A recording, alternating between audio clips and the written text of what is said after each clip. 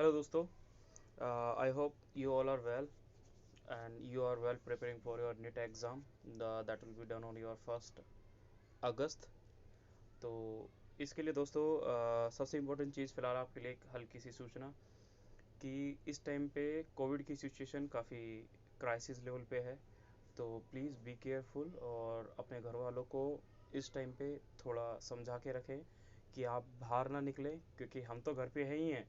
अगर आप बाहर गए और आप अगर इन्फेक्टेड हो गए तो उससे हमारे ऊपर ज़रूर असर पड़ेगा, क्योंकि हम पढ़ाई नहीं कर पाएंगे और आपकी वजह से हो सकता है कि हम मेंटली डिस्टर्ब रहें। दोस्तों सबसे इम्पोर्टेंट इस वीडियो के अंदर क्या होने वाला है, हम सिर्फ एनसीईआरटी को एक्सप्लेन करेंगे और एनसीईआरटी के कुछ इम्पोर्टेंट टॉपिक यानी यानी आपको वो चीज़ बताई जाएगी।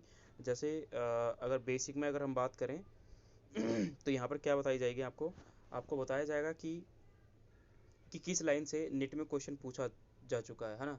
तो कोई भी लाइन होगी जो कभी निट का क्वेश्चन रही होगी, है ना, तो उस लाइन को यहाँ पे मार्क किया जाएगा कि कौन कौन सी लाइंस हैं जो क्वेश्चन के रूप में आपसे पूछा जाती हैं, या फिर एडिशनल यानी कुछ इम्पोर्टेंट पॉइंट जो आपको यहाँ पे डिटेल करना है, मैं उसके बारे में आपको एक्सप्लेन करूँगा।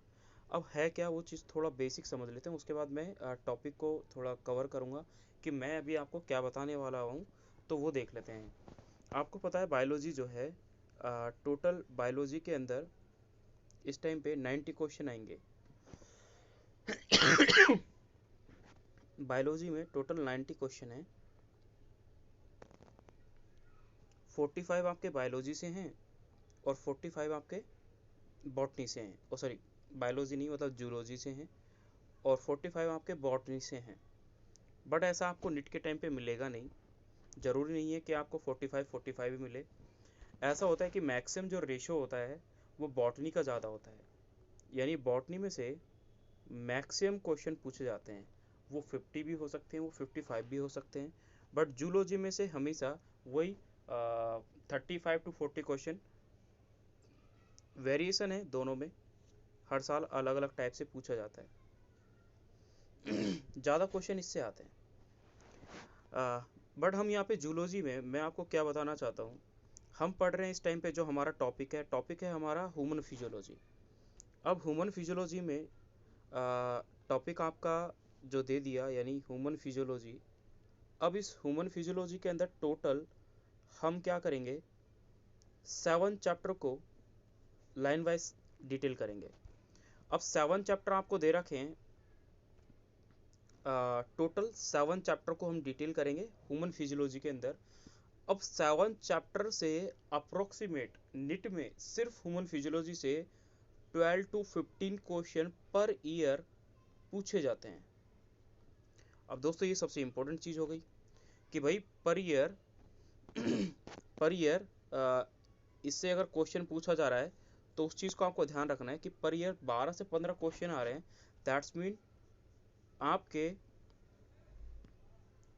48 to 60 मार्क्स अगर आप ह्यूमन फिजियोलॉजी को अच्छे से करें तो कवर कर सकते हैं। ठीक है, अब हमें करना क्या है जी, मेन टॉपिक पे आ जाते हैं। मेन टॉपिक क्या है जी हमारा ह्यूमन फिजियोलॉजी का, ये है जी कितने टॉपिक और क्या कवर करने हैं, हमें थोड़े वो डिटेल कर लेते हैं। सबसे पहले हम बात करते हैं ह्यूमन फिजियोलॉजी के बारे में कि ह्यूमन फिजियोलॉजी में हमें डिटेल क्या करनी है। तो जैसे कि यहाँ पे लिखा हुआ कि ये यूनिट 5 है और यूनिट 5 में से ह्यूमन फिजियोलॉजी अपने आप में एक काफ़ी नंबर ऑफ क्वेश्चंस को कवर अप करता है। आपको इन लेक्चर्स में काफ़ी इंपॉर्टेंट चीज़ मिलेगी कि एनसीईआरटी में ही आप अपने नोट्स बनाएं। आपको बाहर का कुछ करने की ज़रूरत नहीं पड़ेगी और आप बहुत अच्छे से कवर अप कर जाएंगे। विद 12th होंगे तो बहुत 12th के साथ कर जाएंगे। और अगर नीट की प्रिपेयर कर रहे हैं, ड्रॉपर है, तो आपके लिए और भी हेल्पफुल होंगे। अब है क्या जी वो देख लेते हैं। टोटल 7 चैप्टर कौन से हैं वो आपके पास यहाँ से लिखे हुए हैं। 16 से हमें कि हमें 16 से 22 चैप्टर तक हमें कवर अप करना है। अब भाई 16 से 22 तक कवर करने हैं तो पहला चैप्टर जो है वो आपका है डाइजेशन एंड एब्जॉर्प्शन। सबसे पहले हम पढ़ेंगे कि इसमें बेसिकली ह्यूमन फिजियोलॉजी में हम physiology of all all abdomen organ के बारे में डिटेल करते हैं। एंड थोरेसिक रीजन के बारे में डिटेल करेंगे। अब धीरे धीरे फिर जैसे ये टॉपिक कवर होंगे तो आप ब्रेन के बारे में भी बात करेंगे।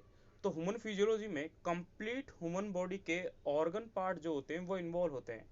जैसे क्या, जब आप पढ़ोगे तो डाइजेशन एंड एब्जॉर्प्शन के अंदर आप GIT gastro intestinal tract system को इन्वॉल्व करोगे।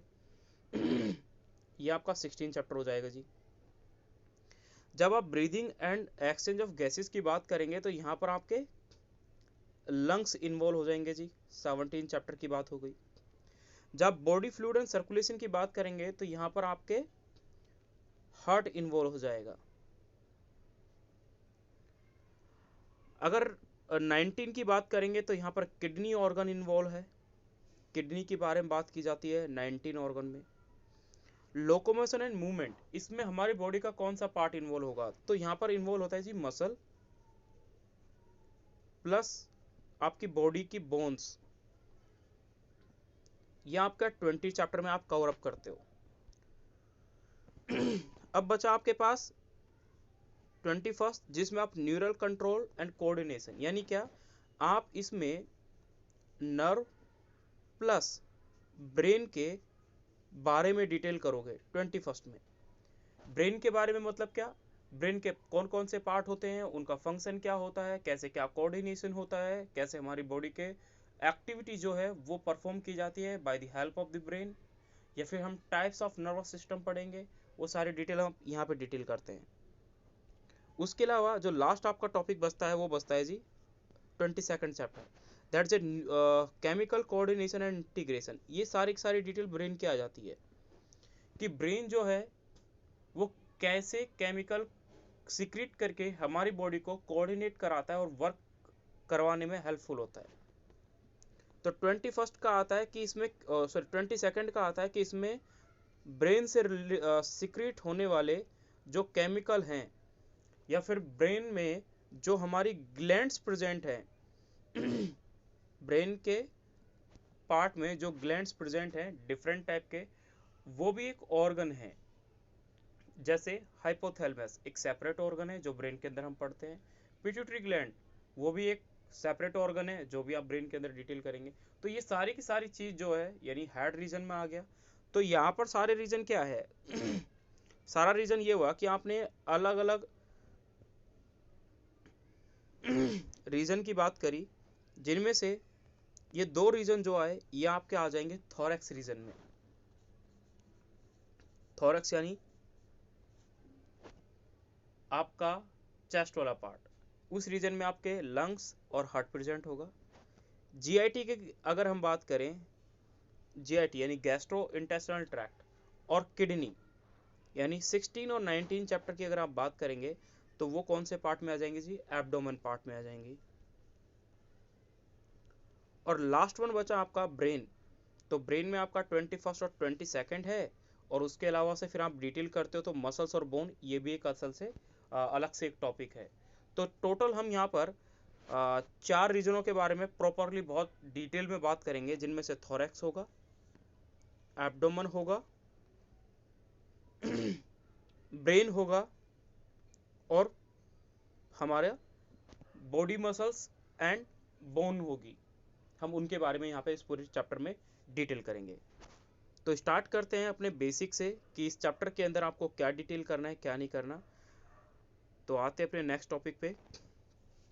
यहाँ पर लिखा हुआ है एक साइंटिस्ट का नाम, जिसका नाम लिखा हुआ है अल्फोंसो कोर्टाए। मैं इसके बारे में यहाँ पर अभी क्यों बता रहा हूँ, क्योंकि एनसीईआरटी में अगर जो साइंटिस्ट के, क्योंकि लिमिटेड साइंटिस्टों के बारे में लिखा हुआ है, और जितने साइंटिस्टों के बारे में जो लिखा हुआ है वो इम्पोर्टेंट है। आपको छोटे से पैरा ना पढ़ने के चक्कर में आप 4 नंबर गवा दोगे, तो जरूरी नहीं है। आपको यहाँ पर इम्पोर्टेंट ये है कि आपको उस टॉपिक के अंदर कि ये साइंटिस्ट का नाम है, हम आगे जब ईयर के बारे में डिटेल करेंगे तो वहाँ पर इस साइंटिस्ट का नाम यानी इसी के नाम पे रखे हुए ऑर्गन का पढ़ेंगे, ऑर्गन पढ़ेंगे, यानी ईयर के अंदर जो कोटाई पाई जाती है। साइंटिस्ट का नाम है अल्फोंसो कोटाई। एक्चुअली साइंटिस्ट ने सबसे पहले क्या किया था थोड़ा वो देख लेते हैं, और ये क्या थे, इतनी डिटेल नहीं चाहिए होती है, एक चीज का ध्यान रखें। सबसे पहले लिखा है कि अल्फोंसो कोटाई एक इटालियन एनाटोमिस्ट थे, यानी वही बॉडी की इंटरनल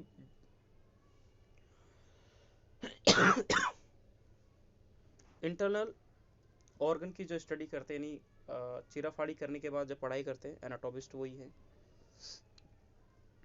अब होता Corti began his scientific career studying the cardiovascular system of reptile. ये इंपॉर्टेंट है कि जी इन्होंने सबसे पहले जो स्टडी करी थी वो किसके ऊपर करी थी। तो आप ये बोलेंगे कि सबसे पहले इन्होंने कार्डियोवास्कुलर सिस्टम ऑफ कोटाई के बारे में, यानी जो कोटाई थे उन्होंने कार्डियोवास्कुलर सिस्टम ऑफ रेप्टाइल्स के बारे में स्टडी करी थी। इस चीज को आपको ध्यान रखना है। दूसरा, बाद में इन्होंने अपना ध्यान किस पे दिया था, literally attention to the mammalian auditory system. क्योंकि आपने देखा है काफी जानवर ऐसे होते हैं कि जिनके पास से अगर आप गुजरते हो तो उनका ऑडिटरी सिस्टम इतना एडवांस होता है कि वो तुरंत रिस्पॉन्स करते हैं, यानी खड़े हो जाएंगे, तुरंत पता चल जाएगा कि उनके पास कोई गया है। फॉर एग्जाम्पल एक डॉग, ओके। अब इन्होंने मैमिलियन स्टडी में क्या आया कि यानी मैमिलियन में यानी जितने भी एनिमल्स हैं उन सब की बात करें, ह्यूमन बीइंग की बात करें, तो इन्होंने ऑडिटरी सिस्टम की डिटेल में चले गए। किन किन की, ह्यूमन के और मैमिलियन के बारे में। बाद में इन्होंने एक पेपर डिस्क्राइब किया,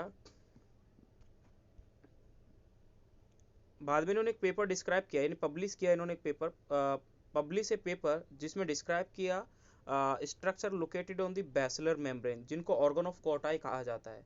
ठीक है, यानी इन्होंने एक स्ट्रक्चर के बारे में बताया गया था कि जो बैसिलर मेम्ब्रेन होती है ईयर के अंदर, उस ईयर के बैसिलर मेम्ब्रेन के ऊपर एक स्ट्रक्चर प्रेजेंट होता है जिसको ऑर्गन ऑफ कोटाई बोला जाता है। वही सबसे मेन सेंसिटिव ऑर्गन होता है जो क्या करता है, फाइनल हमारे जो भी चीज हम सुनते हैं उस वाइब्रेशन को फाइनली रिस्पॉन्स करता है। The cochlea containing hair cell that convert sound vibration into a nerve impulse, the organ of Corti. इनका सबसे इंपॉर्टेंट ये था, ये इन्होंने इन्हीं के नाम पे रखा गया था ऑर्गन ऑफ कोटाई। इनकी डेथ कब हुई, there is no need of it, okay, because हम डिटेल जब करेंगे ईयर के बारे में तो वो इन्हीं के बारे में है, क्योंकि इन्होंने ईयर यानी ऑडिटरी सिस्टम को काफी डिटेल में किया था। और इन्होंने सबसे पहले बताया था किसके बारे में, ऑर्गन ऑफ कोटाई के बारे में। ऑर्गन ऑफ कोटाई क्या होता है कि जो भी हमारी बॉडी के अंदर साउंड होती है ना, वाइब्रेशनल साउंड होती है, उनको कन्वर्ट करता है किसमें, नर्व इंपल्स में। दूसरा यहाँ पर सबसे इंपॉर्टेंट क्या याद रखना है कि इन्होंने कार्डियोवास्कुलर सिस्टम ऑफ रेप्टाइल्स के ऊपर स्टडी करी थी। That's enough for you. Now next, सबसे इंपॉर्टेंट स्टार्ट करते हैं अपने बेसिक इस चैप्टर की detail, that is a digestion and absorption. क्या कहानी है इस पूरे चैप्टर की। और दोस्तों बहुत इंटरेस्टिंग बनेगा अगर आप साथ में अपनी एनसीईआरटी खोल के बैठेंगे और साथ साथ में कोरिलेट करते हुए पढ़ेंगे। बाकी आप एनसीईआरटी ही यहीं पढ़ रहे हो, लेकिन जो चीज़ यहाँ लिखी जाएगी जो इंपॉर्टेंट होगी वो चीज़ आप अपनी बुक में या कहीं ना कहीं पे एक स्पेस में एक पेज पे लिख कर अपनी एनसीईआरटी में उसको टैग करें। सबसे पहले हम डिटेल कर रहे हैं डाइजेशन एंड एब्जॉर्प्शन के बारे में। डाइजेशन और एब्जॉर्प्शन में सबसे इंपॉर्टेंट क्या आएगा दोस्तों, हर साल इससे कहीं ना कहीं क्वेश्चन पूछा जाता है। अब इसमें बेसिक चीज क्या है, what do you think about the digestion and absorption. If you are 11th class student और if you are first year dropper, there is not dropper. If अगर तुम पहले फर्स्ट टाइम नीट दे रहे हो, तो अपने 12th जस्ट अभी पास किया और आप फिर दोबारा से नीट के लिए तैयारी करने की सोच रहे हो, तो मैं उसके लिए बोल रहा हूँ। हम डाइजेशन और एब्जॉर्प्शन से क्या समझते हैं, तो उसके बारे में थोड़ा डिटेल कर लिया जाए। होता क्या है, थोड़ा ध्यान देते हैं। आपको पता है कि हमारी बॉडी के अंदर हम कुछ भी चीज खाते हैं वो सॉलिड फॉर्म में होती है या लिक्विड फॉर्म में होगी। जैसे कि कोई भी कॉम्प्लेक्स सबस्टांसेस अगर है, कॉम्प्लेक्स कोई भी सबस्टांस है, उसको सिंपल फॉर्म में अगर कन्वर्ट किया जाता है, सिंपल फॉर्म में, जैसे हमने बोला कि हमारी बॉडी की क्या कैपेसिटी होती है जी, कि हमारी बॉडी जो बड़े साइज के जो न्यूट्रिएंट होते हैं उनको हमारी बॉडी पार्ट एब्जॉर्ब नहीं कर पाते, इसलिए उनको सिंपल फॉर्म में पहले कन्वर्ट किया जाता है। आफ्टर इट हमारी बॉडी उसको क्या करती है, एब्जॉर्ब करती है। तो दो टाइप के मॉलिक्यूल होते हैं, एक मॉलिक्यूल होते हैं मैक्रोमोलिक्यूल। तो जो मैक्रोमोलिक्यूल होते हैं उन मैक्रोमोलिक्यूल को कन्वर्ट किया जाता है किसमें, माइक्रोमोलिक्यूल में। माइक्रोमोलिक्यूल में उनको कन्वर्ट किया जाता है। क्या होते हैं जी मैक्रोमोलिक्यूल जी, तो मैक्रोमोलिक्यूल में आते हैं जी कार्बोहाइड्रेट। कार्बोहाइड्रेट, अब जी कार्बोहाइड्रेट क्या होता है जी, तो कार्बोहाइड्रेट वो होते हैं जिनमें कार्बन और हाइड्रोजन से मिलके जो बने होते हैं वो सारे के सारे कंपाउंड क्या होते हैं, कार्बोहाइड्रेट होते हैं। जैसे कार्बोहाइड्रेट में जो मैक्रोमोलिक्यूल आते हैं उनके लिए अगर हम आप एग्जांपल देखेंगे तो वो एग्जांपल क्या होगा जी, वो देखें। इसके लिए एग्जांपल होगा आपका सुक्रोज। ये एक मैक्रोमोलिक्यूल है, कार्बोहाइड्रेट का एक मैक्रोमोलिक्यूल है जिसका नाम है सुक्रोज। और भी देखते हैं, लैक्टोज, सुक्रोज हो गया, लैक्टोज हो गया, माल्टोज हो गया, ये सारे के सारे कार्बोहाइड्रेट के मैक्रोमोलिक्यूल हैं। इनको सिंपल फॉर्म में यानी माइक्रोमोलिक्यूल यानी छोटे फॉर्म में, सिंपल फॉर्म बोल दिया या मैंने माइक्रोमोलिक्यूल बोल दिया, उसमें इनको कन्वर्ट किया जाता है। तो सुक्रोज जो है वो किस में कन्वर्ट होगा हमें वो देखना होगा, लैक्टोज हमें किस में कन्वर्ट होगा हमें वो देखना होगा, माल्टोज किस में कन्वर्ट होगा हमें उसको देखना पड़ेगा। फॉर एग्जाम्पल माल्टोज जो होता है वो 2 मॉलिक्यूल ऑफ ग्लूकोज में ब्रेक डाउन करता है, ग्लूकोज प्लस ग्लूकोज में ब्रेक डाउन करता है, यानी 2 मॉलिक्यूल ऑफ ग्लूकोज। अब लैक्टोज की बात करेंगे तो लैक्टोज में 1 molecule is glucose and another is name of it galactose, glucose plus lactose तो गैलेक्टोज बन गया। तो इससे याद रखेंगे कि ग्लूकोज प्लस गैलेक्टोज दो हो गए, ये दो लैक्टोज सिंपल फॉर्म में टूटता है। सुक्रोज की अगर हम बात करेंगे तो सुक्रोज टूटता है फ्रक्टोज में, fructose plus glucose, that's a simple. तो हमने क्या पढ़ा कि कोई भी कार्बोहाइड्रेट मॉलिक्यूल जैसे कि मैक्रोमोलिक्यूल में आपको क्या दिया गया, फर्स्ट मॉलिक्यूल दिया गया that is a carbohydrate. Now the carbohydrate example उसके कौन कौन से हुए, तो आपने पढ़े सुक्रोज, लैक्टोज, माल्टोज, ये हमने पढ़े।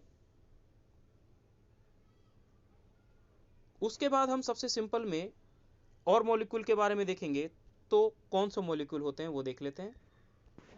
नेक्स्ट जो मॉलिक्यूल आता है वो आता है जी प्रोटीन।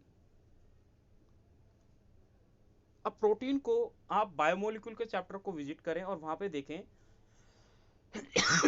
प्रोटीन को काफी डिटेल में किया गया है कि वहां पे प्रोटीन डिफरेंट फॉर्म में होते हैं, अल्फा प्लेटेड होता है, बीटा प्लेटेड होता है, ग्लोबुलर होता है, मतलब डिफरेंट टाइम पे primary, secondary, tertiary, quaternary type से आप प्रोटीन के बारे में वहाँ पे डिटेल करेंगे।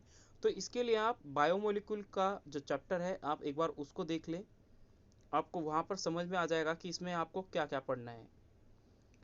Now the third one topic that will be that's important here, the fat. Fat basically the glyceraldehyde and fatty acid, glyceraldehyde and the fatty acid. What is the fatty acid, तो यहाँ पर हम पढ़ते हैं कि fat जो होते हैं that will be break down into a fatty acid plus glycerol.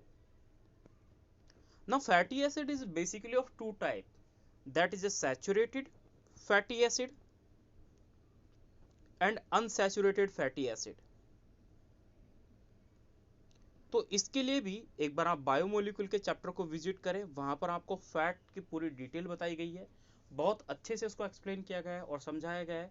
आप वहां से प्ले लिस्ट में ओपन करें और प्ले लिस्ट में जैसे जाएंगे आपको तो बायोमोलिक्यूल का पूरा चैप्टर मिलेगा, उसमें बायोमोलिक्यूल से हर टॉपिक से रिलेटेड काफ़ी इंपॉर्टेंट चीज़ बताई गई है।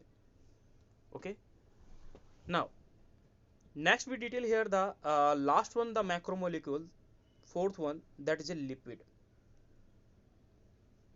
लिपिड की मुझे डिटेल करनी है, जैसे ही हमारा चैप्टर थोड़ा आगे कंटिन्यू होगा तो मैं इस लिपिड को फिर से तुम्हें एक्सप्लेन करूंगा। तो इसी को तो अभी मैं यहीं पे छोड़ता हूँ, अभी हम अपने टॉपिक को कंटिन्यू करते हैं, फिर आगे देखते हैं हमें क्या एक्सप्लेन करना है। ओके दोस्तों, तो फिलहाल लिपिड को ऐसे ही पॉज कर दें, क्योंकि लिपिड के बारे में बस एक लाइन लिखनी है जो कि बहुत इंपॉर्टेंट है, और वो कब लिखनी है वो मैं एंड में जब टाइम आएगा तब आपको एक्सप्लेन करूंगा। अब हम लाइन टू लाइन इसको कवर अप करने की कोशिश करते हैं, क्या बोल रहा है, क्या समझाना चाहता है। तो शुरू करते हैं। पहले इसने बोला कि food is one of the basic requirement of all living organism. आप सबको पता है फूड हमारी बॉडी के लिए बहुत इसेंशियल है। क्यों है जी, देखते हैं थोड़ा। इन्होंने एक चीज को एक्सप्लेन कर दिया, उसके बाद थोड़ा और देख लेते हैं। डिटेल में जाने के लिए हम क्या करेंगे, यहाँ पे आपको पता है कि जितने भी आपने मैक्रोमोलिक्यूल पढ़े, ये मैक्रोमोलिक्यूल किस में कन्वर्ट होंगे जी, पहले माइक्रोमोलिक्यूल में कन्वर्ट होंगे। जब ये माइक्रोमोलिक्यूल यानी छोटे छोटे कणों में टूट जाएंगे तो हमारी बॉडी इज कैपेबल, यानी हमारी बॉडी जो होती है वो कैपेबल होती है इनको एब्जॉर्ब करने के लिए। तो हमारी बॉडी क्या करेगी, इनको ईजिली एब्जॉर्ब कर लेगी। तो भाई वो जो सिंपल फॉर्म में जब टूटे, यानी ये कॉम्प्लेक्स फॉर्म है, मैक्रोमोलिक्यूल कौन सी फॉर्म है, कॉम्प्लेक्स फॉर्म है। जब ये सिंपल फॉर्म में टूटेंगे तो सिंपल फॉर्म में ब्रेक डाउन होने के बाद हमारी बॉडी, यानी ब्रेक डाउन, जब ब्रेक डाउन हो जाएगा तो हमारी बॉडी क्या करेगी, इनको एब्जॉर्ब करेगी, यानी एब्जॉर्प्शन होगा। होगा नहीं होगा। अब साथ में जब एब्जॉर्प्शन होगा तो होता क्या है जी, कि जितने भी मैक्रोमोलिक्यूल यानी कॉम्प्लेक्स मोलिक्यूल होते हैं हमारी बॉडी के लिए फूड की रिक्वायरमेंट क्यों है फिर। तो एक बेसिक चीज देखते हैं कि हमारी बॉडी के अंदर डिफरेंट टाइप की मेटाबॉलिक प्रोसेस पहले से चल रही होती है, यानी कैटाबॉलिज्म और एनाबॉलिज्म। कुछ हमारी बॉडी के अंदर बन रहा होता है और कुछ हम बाहर से लेके उनको कैटाबोलाइज करते हैं। यानी हम बोलते हैं कि हमारी बॉडी के अंदर एक एम्फीबोलिक पाथवे चल रहा होता है। एम्फीबोलिक पाथवे का मतलब हुआ कि हमारी बॉडी के अंदर दोनों प्रोसेस चल रही है, एक तो बनना और एक टूटना। बनना जो होता है, यानी मैंने बोला एम्फीबोलिक पाथवे।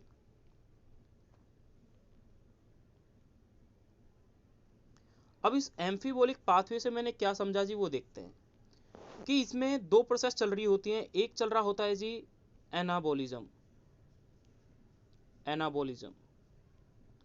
दूसरा यहां पर चल रहा होता है catabolism.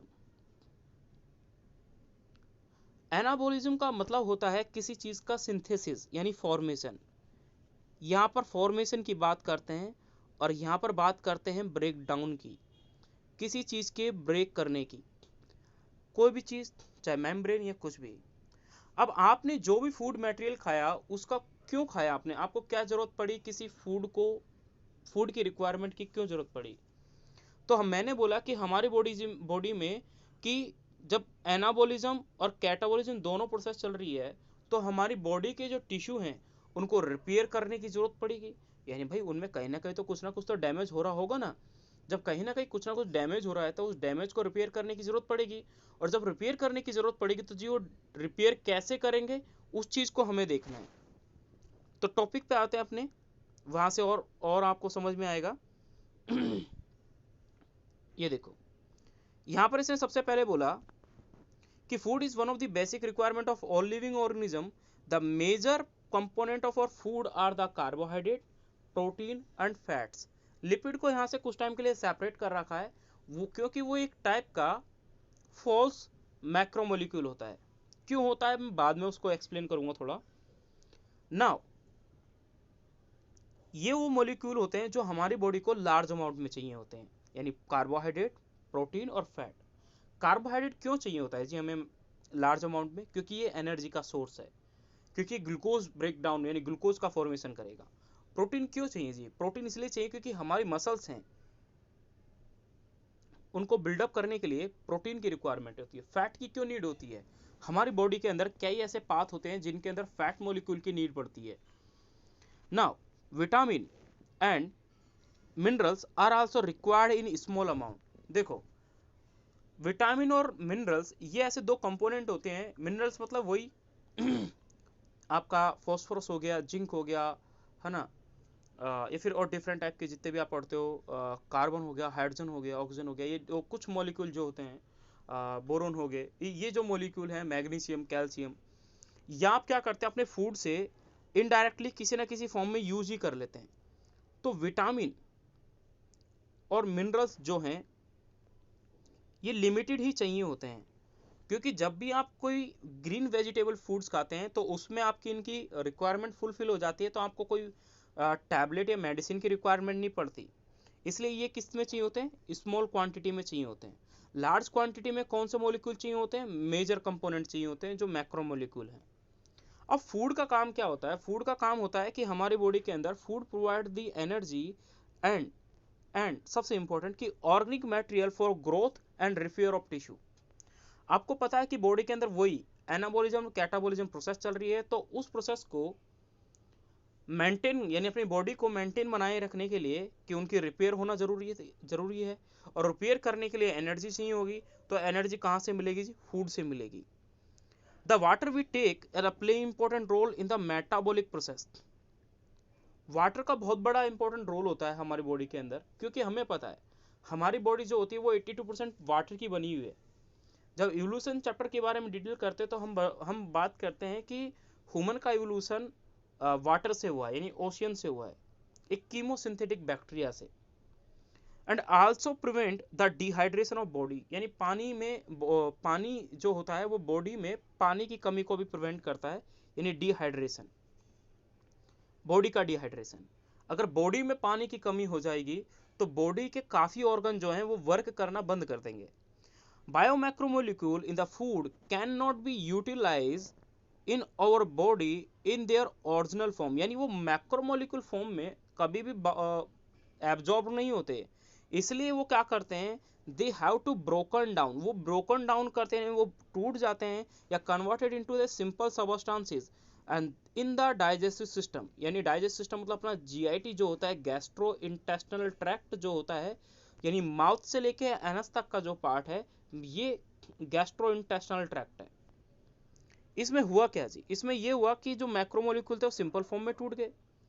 And the process of conversion of complex food substances into a simple absorbable form is known as the digestion, उसी को ही digestion कहते हैं, and is carried out by our digestive system by mechanical and biochemical method, यानी ये हमारी body में कुछ chemical secret होते हैं उसकी वजह से भी प्रोसीड होता है, और कुछ बायोकेमिकल मतलब बायोकेमिकल होगा और मैकेनिकल मतलब क्या, जैसे आपके टीथ इन्वॉल्व होते हैं, या फिर आपकी बॉडी की कुछ केमिकल जो सीक्रेट एचसीएल सीक्रेट होगा, कुछ एंजाइम सीक्रेट हो गए, गैस्ट्रिक जूसेस हो गए, या फिर हम बोलते हैं कि पैनक्रेटिक जूसेस हो गए, ये जो भी सीक्रेट होते हैं, या फिर पैरोटिड ग्लैंड से जो हमारा सलाइवा होता है, इन सबों का जो रोल होता है दैट इज ए बायोकेमिकल।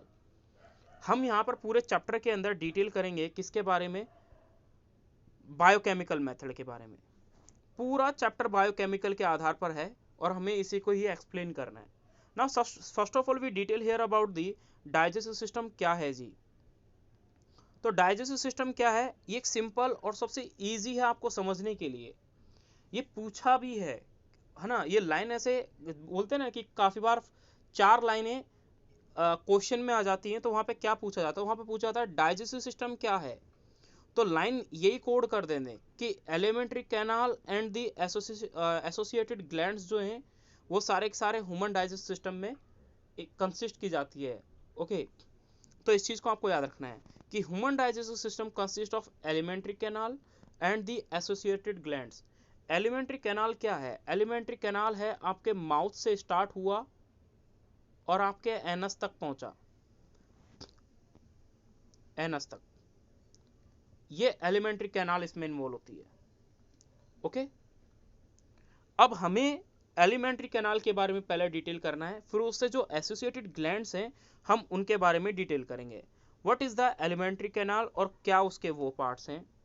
तो सबसे पहले एलिमेंट्री कैनाल की अगर बात करेंगे तो एलिमेंट्री कैनाल जस्ट अभी मैंने बोला कि माउथ से स्टार्ट होगा और एनस पर खत्म होगा। तो सबसे पहले हम माउथ से स्टार्ट करेंगे और हम छोटी आंत बड़ी आंत यानी लार्ज और स्मॉल इंटेस्टाइन, एनस और रेक्टम, यानी रेक्टम और एनस यहाँ तक बात करेंगे तो हमारा ये टॉपिक एलिमेंट्री कैनाल खत्म हो जाएगा। तो सबसे पहला टॉपिक यहाँ पर आता है जी एलिमेंट्री कैनाल का, जिसको हमें डिटेल करना है। तो शुरू करते हैं। The alimentary canal begin with anterior opening, anterior मतलब हो गया आगे की ओर, आपका मुंह जो है वो आगे की ओर है इसलिए एंटीरियर हो गया। आपका जो पीठ है पीछे की ओर, ये पोस्टीरियर साइड होती है। जो पीछे की साइड है इसको बोला जाता है पोस्टीरियर या पोस्टेरियर, ठीक है।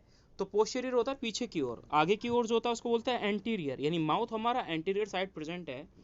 And it open out posteriorly through the anus, और जो आपका एनस है, एनस जहाँ से आप फीसिस को डिस्चार्ज करते हो, है ना, फ्रेश होने जाते हैं, तो जो पार्ट होता है वो एनस है।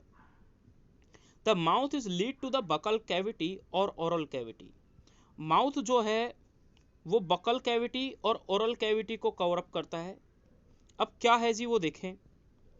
द यानी माउथ के अंदर जब आप अपने माउथ को ओपन करते हो, ठीक है, जब माउथ को आप ओपन करते हो तो आप बोलते हो कि भाई ये जो पूरा स्पेस है ना, ये जो पूरा स्पेस है माउथ में, ये आपका ओरल कैविटी कहलाता है। लेकिन जो चिक के आसपास का स्पेस होता है वो आपका बकल कैविटी कहलाता है, यानी उसको बकल कैविटी, यानी पूरे को बकल कैविटी भी कह सकते हैं और ओरल कैविटी भी कह सकते हैं।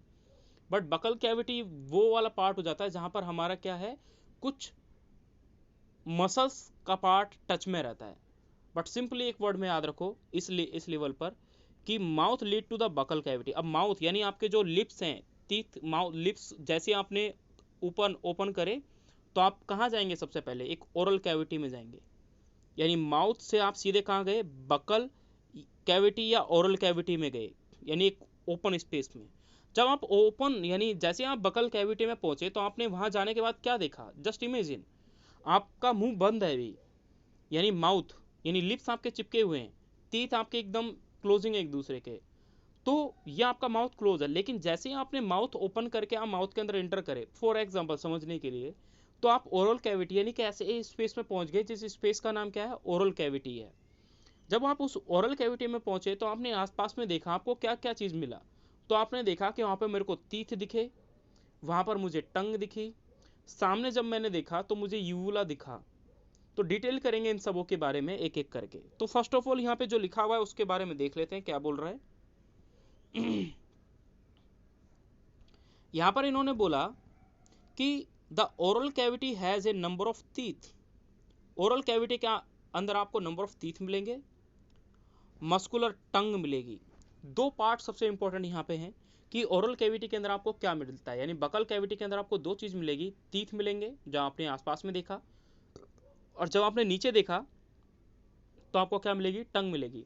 हम ऊपर भी बात कर सकते हैं बट इस लेवल पे अभी बात नहीं है। जब आप एमबीबीएस फर्स्ट ईयर में आ जाओगे तो ऊपर की साइड बोलोगे कि पैलेट होता है, और सामने जब देखोगे तब बोलोगे यूवुला, जो आपकी टंग मतलब टंग के एंड पे जो लटका रहता है, यूविला यानी घंटी सी जो लटकी होती है, that is uvula. Now the each tooth is embedded in the socket of jaw bone. Just अभी आगे हम एक डायग्राम देखेंगे, वहां पर देखेंगे कि हमारे जो तीत होते हैं वो एक सॉकेट ऑफ जाम है। यानी सिंपल सी चीज है, ये एक बॉक्स समझो, यानी ये हमारा क्या है, मैंडिबल है। इस मैंडिबल के अंदर हमारा तीत जो है वो एम्बेडेड होता है, यानी धसा होता है। एक सिमेंट्री यानी अलग अलग टाइप की प्रोसेस होती है उनके थ्रू। जब ये इसमें अटैच्ड होगा, काफी टाइटली जब अटैच्ड होगा, यहाँ पर गम्स होंगी, और ये काफी टाइटली इसमें अटैच्ड है, इसलिए हम इसको बोलते हैं ईच टूथ इज एम्बेडेड। यानी एम्बेडेड मतलब धसा हुआ है, घुसा हुआ है इन ए सॉकेट ऑफ जॉ। सॉकेट मतलब समझते हो ना, कि जैसे यहाँ पर मैंने बताया था कि ये एक सॉकेट है, ये एक सॉकेट है, ठीक है, सॉकेट ऑफ जॉ बोन। अब बोल रहा है this type of attachment is called as a thecodont, इसको थीकोडोंट कहा जाता है। अब बोल रहा है the majority of mammals including human being form the two sets of teeth during their life, a set of temporary milk और deciduous teeth. यानी दो टाइप के टीथ ह्यूमन बीइंग के कंप्लीट लाइफ में आते हैं, मैमल्स के। अब मैमल्स के कंप्लीट लाइफ में कौन कौन से वो आते हैं तो वो देख लेते हैं जी। तो सबसे इंपॉर्टेंट चीज आपको यहाँ पर क्या याद रखना है, एक तो यहाँ पर टाइप ऑफ टीथ पढ़ा आपने, वो क्या पढ़ा आपने, थीकोडेंट, कि ह्यूमन बीइंग के अंदर एक टाइप पाया गया, तो वो क्या है, थीकोडोंट। ये क्वेश्चन है जी कि थीकोडोंट जो टाइप है वो किन में पाया जाता है, तो ह्यूमन में पाया जाता है। दूसरा, ह्यूमन में दो टाइप के टीथ पाए जाते हैं। यानी एक बार तो क्या होता है, बच्चे में आप बोलते हैं दूध के दांत, ठीक है, उसके बाद आप क्या बोलते हो, परमानेंट टीथ आ जाते हैं आपके, अगर उखड़ गए तो फिर दोबारा नहीं आएंगे, आप फिर बोड़े कहलाओगे, तो ये चीज़ आपने पढ़ा होगा, कभी सुना होगा मतलब, तो आपको चिढ़ाया होगा कोई बचपन में कि आप बूढ़े हो गए, तो वो इसी रीजन से है कि आपके परमानेंट टीथ आ गए। परमानेंट टीथ अगर एक बार उखड़ गए तो वो दोबारा नहीं आएंगे। अब होता क्या है कि majority of mammals including human being the two sets of teeth की बात कर रहे हैं यहाँ पे। और टू सेट्स ऑफ टीथ कौन से हैं? एक सेट तो टेम्पोररी मिल्क, जिनको डेसिडुअस बोलते हैं, है ना, कभी कभार आए वो, तो टेम्पररी मिल्क टीथ बोलते हैं उनको, या फिर डेसिडुअस टीथ बोलते हैं। दोस्तों डेसिडुअस पे फोकस करना, टेम्पररी आपको याद रहेगा, लेकिन डेसिडुअस पे थोड़ा ध्यान रखना कि डेसिडुअस टीथ आ जाए पेपर में तो आप कंफ्यूज ना हो जाएं, ये इंपॉर्टेंट है थोड़ा।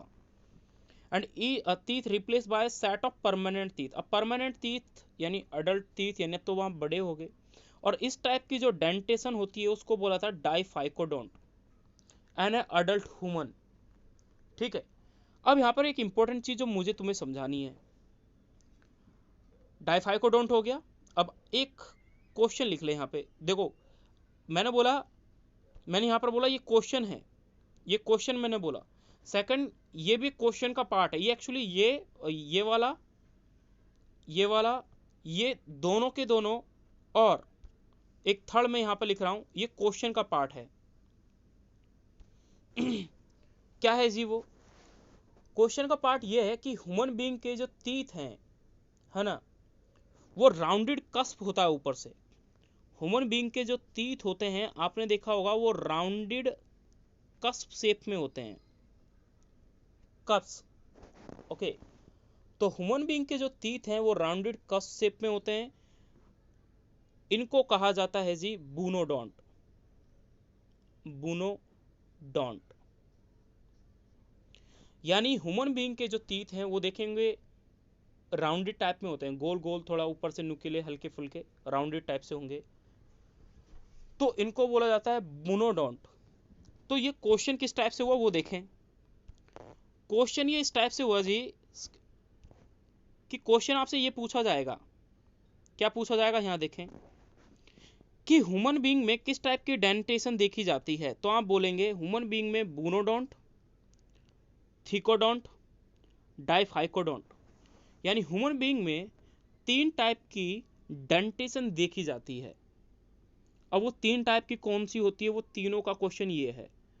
तो ऑफ क्वेश्चन में ये भी आ सकता है ऑल ऑफ दीज हो जाएगा, या फिर इनमें से एक नहीं दे रखा होगा, ये नहीं दे रखा होगा, ये 2 दे रखे हैं क्योंकि एनसीईआरटी में दे रखे हैं, तो इन दोनों से बोल देगा ए एंड बी। तो उस टाइप से आपको आंसर का एक्सप्लेनेशन देना चाहिए और आना चाहिए। ओके, कुछ अगर दिमाग में जा रहा है तो अच्छी बात है, साथ साथ में जो चीज़ मैंने बोला उस चीज़ को थोड़ा करें। यही जो स्पेस होगा इसके पास का, उस स्पेस पे लिखें बूनोडोंट के बारे में। ओके दोस्तों, now detail the another topic, ना अनदर हेडिंग या नेक्स्ट पेज। अब इस ह्यूमन का एक डाइजेस्टिव सिस्टम को, पहले इसको पूरे को समझते हैं कि ह्यूमन बीइंग का जो डाइजेस्टिव सिस्टम है, इसे मुझे क्या क्या मुझे आपको एक्सप्लेन करना है और क्या क्या मुझे यहाँ पे समझाना है। स्टार्ट करते हैं माउथ पार्ट से। ह्यूमन बीइंग का जो माउथ है, यानी जहाँ पे लिप्स दिखा रखे हैं, ये वाला जो पार्ट है, ये माउथ पार्ट है। इस माउथ पार्ट से जैसे आप इंटर करेंगे तो देखो एक स्पेस दिख रहा है जहाँ पे लिखा हुआ ओरल कैविटी। ओरल कैविटी को देखें, ओरल कैविटी में पूरा स्पेस दिख रहा है। एक ओरल कैविटी में जैसे आप पहुंचोगे तो आपको बेस पे ये जो आपको पार्ट दिख रहा है, ये आपको मिलेगी जी टंग। यहाँ पर होगी आपकी टंग, और इस टंग के अगल बगल में होंगे, यानी लेफ्ट राइट साइड और फ्रंट साइड पे होंगे teeth. Okay, now the second important, यहाँ पर इतना नहीं दे रखा, बट मैं पैरोटिड ग्लैंड को जितना यहाँ पर दे रखा है उससे थोड़ा हम ज़्यादा डिटेल में इसको डिटेल करेंगे। Parotid gland, actually parotid gland are the salivary gland. Salivary gland मतलब क्या, कि जो लार हमारे मुंह में जो लार सिक्रीशन होता है वो कहाँ से बनता है, तो हम वो पढ़ेंगे कि पैरोटिड ग्लैंड हो गई, सब मैक्सिलरी और सब लिंगुअल, ये 3 ग्लैंड्स होती हैं। हम इनको सेपरेटली डिटेल करूंगा, जब इनका एंड टॉपिक आएगा तब मैं वहां पे इनको एक्सप्लेन करूंगा।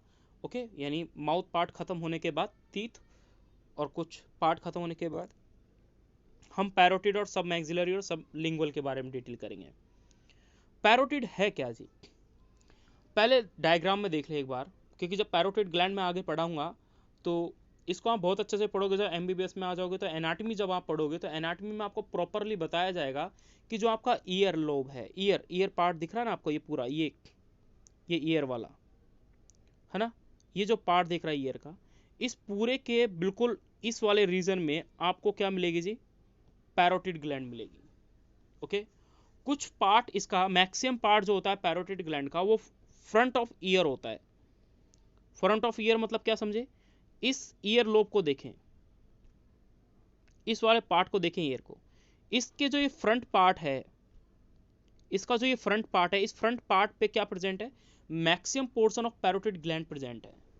ठीक है, सेकंड हम बात करेंगे, चलो एक काम करता हूँ मैं पैरोटिड ग्लैंड को आपको यहीं पे एक्सप्लेन कर देता हूँ। ठीक है, बाकी आपको फिर आगे इसकी नीड नहीं पड़ेगी बार बार मैं एक्सप्लेन करने की। यही करते हैं पैरोटिड ग्लैंड और सब मैक्सिलरी और सब लिंगुअल को, क्या क्वेश्चन पूछे जाते हैं इनसे। दोस्तों आ जाओ, थोड़ा साइड में चलते हैं। ठीक है, चले साइड में आ जाते हैं।